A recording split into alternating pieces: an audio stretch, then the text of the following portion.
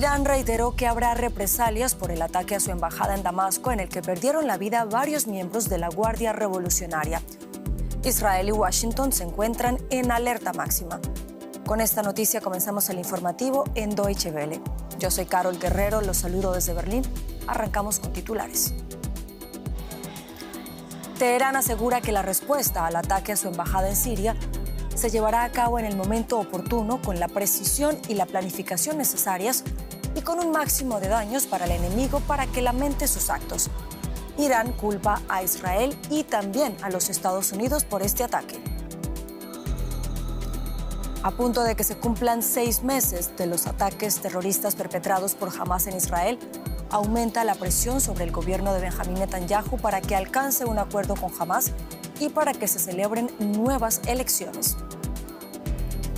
México rompe relaciones diplomáticas con Ecuador y anuncia el regreso de todo su personal diplomático desde ese país tras la irrupción de la policía ecuatoriana a la embajada mexicana en Quito para arrestar al ex vicepresidente Jorge Glass.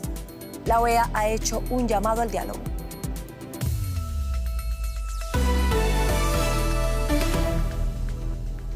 Estados Unidos e Israel están en alerta máxima a la espera de las anunciadas represalias de Irán tras el ataque a su embajada en Damasco el pasado lunes. Según el Observatorio Sirio de Derechos Humanos, 16 personas murieron, entre ellas 7 miembros de la Guardia Revolucionaria, incluidos 2 importantes generales. Teherán culpa a Israel, que no ha reconocido la autoría del ataque. Tras los funerales de los militares fallecidos, las autoridades iraníes reiteraron que llevarán a cabo una operación de represalia en el momento oportuno para provocar un daño máximo para que el enemigo lamente sus actos. Teherán dice que se utilizaron aviones de guerra israelíes, al tiempo que otorga la responsabilidad del ataque a Estados Unidos. El primer ministro israelí Benjamín Netanyahu no confirmó la responsabilidad de su país, pero admitió que Tel Aviv está actuando contra Irán y sus aliados defensiva y ofensivamente. Y más temprano, el periodista Mikel Ayestarán nos contó cómo se prepara Israel para hacer frente a esta amenaza lanzada por Irán. Escuchemos. Israel, que como es habitual en estos casos, ni admite ni niega ser el autor del ataque contra el consulado iraní en Damasco del lunes, ha elevado el nivel de alerta, aunque nunca en su historia ha recibido un ataque directo lanzado desde la República Islámica. Los iraníes claman venganza por el que ha sido el mayor golpe que ha sufrido su cúpula militar desde el asesinato del general Soleimani en Bagdad. El comandante en jefe de la Guardia Revolucionaria, Hossein Salami, deja claro que estas muertes no van a quedar sin respuesta, pero no aporta detalle alguno sobre cuál va a ser esa respuesta. Israel cerró ayer algunas de sus embajadas, ha interrumpido las señales de GPS en el centro del país como parte de los esfuerzos para neutralizar algunas amenazas, ha llamado a los reservistas de la defensa aérea a sus puestos y ha cancelado los permisos a las tropas de combate. Estas medidas han hecho crecer la ansiedad en una población que está en auténtico estado de shock desde el 7 de octubre. Hay que recordar que ese día jamás sorprendió a Israel con un golpe atroz que dejó 1.200 muertos y el efecto psicológico en los israelíes ha sido fuerte porque han visto que el supersistema de seguridad levantado durante décadas es vulnerable. Ahora se enfrentan a esta amenaza que llega desde Irán como parte de esa respuesta por lo ocurrido en Damasco. Y más de 100.000 israelíes se manifestaron este sábado en el centro de Tel Aviv para exigir al primer ministro Benjamín Netanyahu un acuerdo que permita la liberación de los secuestrados en manos de Hamás y también elecciones anticipadas. Para este domingo, cuando se cumplen 6 meses de los ataques terroristas perpetrados por Hamás, se esperan más protestas. El ambiente de creciente indignación debido a la gestión del gobierno israelí de la guerra en Gaza ha llevado a miles de personas a tomar las calles de Tel Aviv, exigiendo a Netanyahu que haga más para garantizar el regreso seguro de los secuestrados. Tel Aviv ha sido escenario de protestas antigubernamentales semanales desde los ataques en octubre pasado. Y más temprano, Amien Esif, corresponsal de Deutsche Welle en Jerusalén, nos contó detalles de las manifestaciones que tuvieron lugar hoy en varias ciudades israelíes. Escuchemos qué nos dice. Miles de israelíes tomaron las calles del país para exigir el fin del gobierno de Netanyahu. aquí en Jerusalén y también en Tel Aviv y Haifa. Lo que une a los manifestantes es el temor por la seguridad de Israel. Hablamos con algunos de ellos que aseguran estar preocupados por las vidas de los rehenes en manos de Hamás. Y están convencidos de que Netanyahu no está negociando de buena fe para traer a los secuestrados a casa, en momentos de alta presión internacional debido a cómo gestiona la guerra en Gaza. Para muchos, Netanyahu ha hecho al país menos seguro al aislarlo del escenario internacional. Y finalmente Israel ha dado respuesta a los numerosos llamados internacionales para permitir la entrada de más ayuda humanitaria a Gaza. El gobierno de Benjamín Netanyahu aprobó la reapertura del cruce de Erez hacia el norte de la franja y el uso temporal del puerto de Ashdod en el sur de Israel. Los organismos de ayuda afirman que los suministros que llegan actualmente no son suficientes. Dentro de estas cajas hay medicinas y otros insumos. Suministros indispensables para este hospital, el más importante del norte de Gaza. Después de que el hospital Al-Shifa dejara de funcionar, llegaron muchos pacientes al centro sanitario de Kamal Adwan, mucho más pequeño. Aquí carecemos de medicinas y suministros.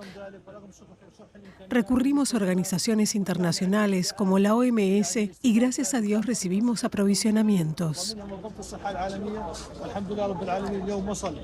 La ayuda sigue llegando a Gaza, pero las agencias humanitarias dicen que no es suficiente para las necesidades de la población. Tras presiones internacionales, el gobierno de Benjamín Netanyahu ha aprobado aumentar la entrada de ayuda en Gaza, una decisión que se produce tras la muerte esta semana de varios cooperantes en un ataque israelí. Aún así, la seguridad sigue siendo primordial para las agencias que operan en Gaza. No tenemos garantías de seguridad para trabajar aquí. La gente necesita estar a salvo para que realmente podamos ampliar nuestra ayuda y que la gente no muera por falta de alimentos. Exigimos garantías de seguridad, tanto para nosotros como trabajadores humanitarios, como para la gente a la que asistimos. La hambruna es un problema cada vez mayor en el norte de Gaza. Según el Programa Mundial de Alimentos de Naciones Unidas, un 70% de la población ya la sufre. La ONG Oxfam afirma que desde enero los palestinos en el norte de Gaza ingieren una media de solo 245 calorías al día, menos que una lata de frijoles. Cuando fuimos desplazados al comenzar la guerra, los altos precios de los alimentos nos obligaban a comer pan podrido. Este es el único lugar donde puedo conseguir comida para mis hijos, 3 niños y una niña. Necesitan comida, pero ¿de dónde? No puedo permitirme comprar comida, todo está muy caro y no tengo dinero. Esta cocina local es el único lugar seguro. Venimos aquí todos los días. Este es un problema que comparten muchos habitantes de Gaza 6 meses después de comenzar la guerra. Un sufrimiento que continúa. Y vamos ahora a América Latina porque México anunció el regreso de todo su personal diplomático desde Ecuador tras romper relaciones diplomáticas con ese país. Además, presentó una denuncia ante la Corte Internacional de Justicia por violaciones graves al derecho internacional por la irrupción de la policía ecuatoriana en la Embajada Mexicana en Quito. La policía entró a la fuerza en la Embajada Mexicana para arrestar al exvicepresidente de Ecuador, Jorge Glass, quien enfrenta cargos por presunta malversación de fondos.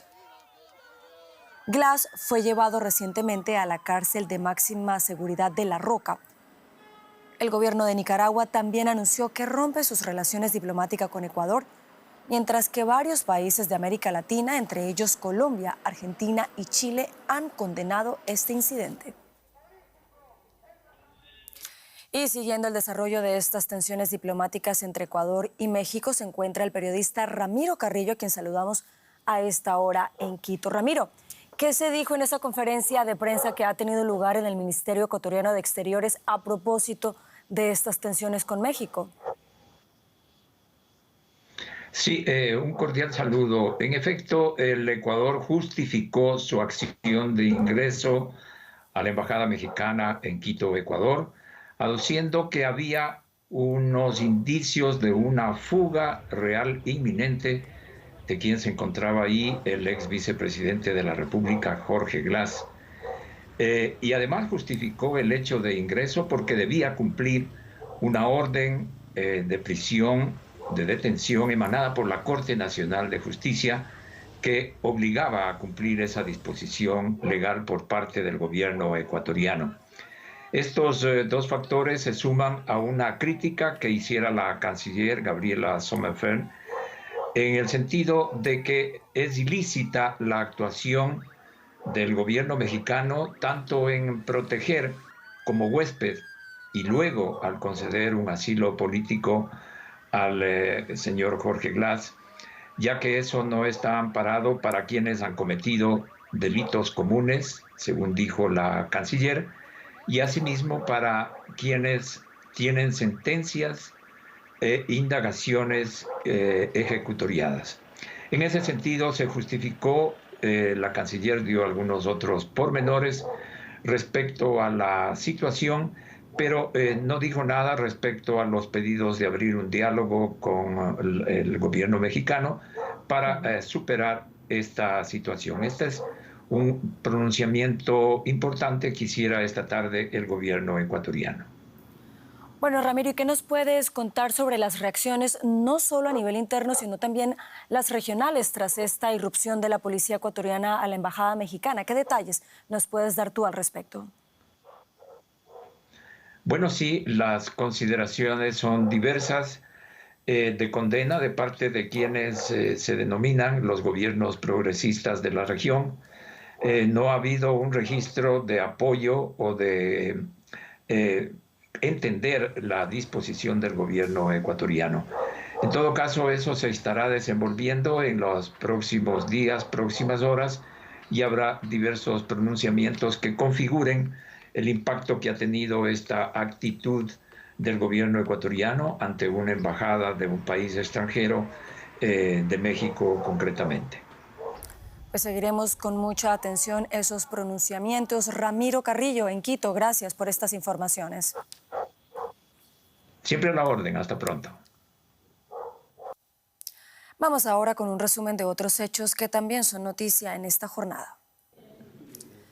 Según los datos preliminares de la Oficina Estadística de Eslovaquia, el socialdemócrata Petr Pellegrini, afín al gobierno filorruso del actual primer ministro Robert Fico, ganó este sábado las elecciones presidenciales en el país con un 56% de los votos, cuando se ha escrutado más del 90% de los sufragios. Más de 4.000 personas fueron evacuadas de la ciudad rusa de Orsk tras la grave inundación producida por la rotura de un dique. Más de 4.000 hogares resultaron inundados en el área afectada cerca de la frontera con Kazajistán. La activista medioambiental sueca Greta Thunberg fue detenida junto a otros miembros del colectivo Extinction Rebellion, que se encontraban bloqueando el paso en una de las carreteras de La Haya en Países Bajos. Los manifestantes exigen el desmonte de las subvenciones a los combustibles fósiles. Ahora recordamos uno de los episodios más estremecedores de nuestra historia reciente.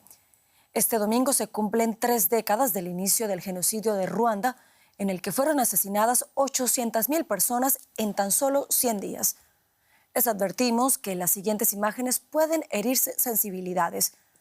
Las matanzas fueron perpetradas principalmente por extremistas de la etnia Hutu, mayoritaria en el país, contra la influyente minoría Tutsi, pero también contra Hutus moderados. La violencia sexual fue otra de las armas durante el genocidio. Se estima que hasta 250.000 mujeres fueron violadas. Y antes de despedirnos, les mostramos imágenes del volcán Etna en Sicilia. Los habitantes de los alrededores suelen temer los poderes de este famoso volcán, pero ahora observan tranquilos cómo se limita a formar enormes anillos de humo. Los sicilianos lo llaman ahora el Señor de los Anillos. Estos anillos volcánicos son un fenómeno natural por el que se forman círculos perfectos de gases si se dan las condiciones necesarias.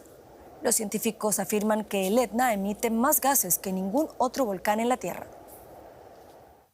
Hasta aquí las noticias. Sigan conectados a Deutsche Welle.